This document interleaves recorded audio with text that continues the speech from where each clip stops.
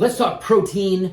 A lot of folks I work with and assess have issues taking in enough protein. So if you just send me your food log from the last 24 hours or the next 24 hours, however we want to look at it, most people, I'm going to say well over 90% of folks, are taking in too little protein based on general recommendations. So the government here in the US, I believe, recommends about 35% of your body weight. They have a little bit of a different thing, but basically a 200-pound man should be getting about 70 grams of protein a day for basic lifestyle maintenance. That's governmental regulations.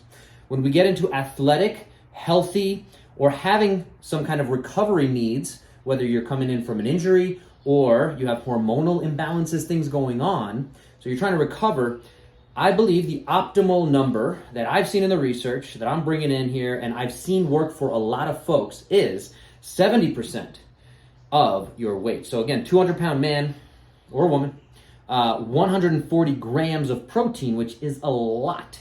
Almost, it's double what the kind of that 35% governmental regulation or recommendation is.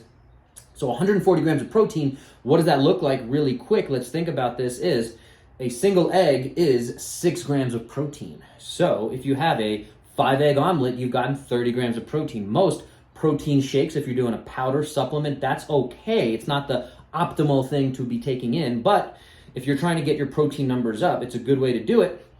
Generally speaking, they're gonna have 25 to 30 grams of protein. So now we're putting in maybe 6 of these meals to get close to 140 grams of protein for this 200-pound individual. So if you weigh less, if you weigh more, there's all sorts of ways to look at this. Maybe you want to base this number off of your ideal weight.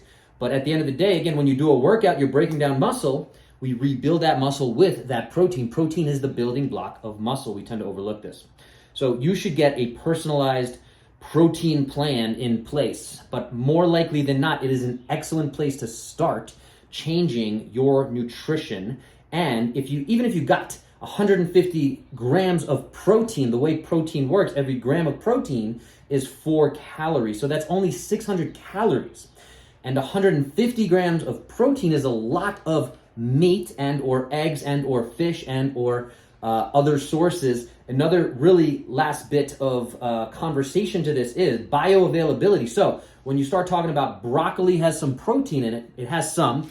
It's also not as available. So, and also it would take me to eat like a lot. I'd have to eat this whole box worth of protein of broccoli, about this size, to get probably the same amount of like maybe 1 or 2 eggs to actually absorb into my body and get to my muscles to help me recover.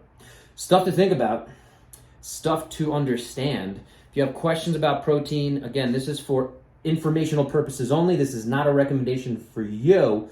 So if you have questions, pay someone, hire someone, get things moving in the right direction by increasing protein is my recommendation. Let me know what questions you got. We'll talk about it. Hope that helped you get 1% better today.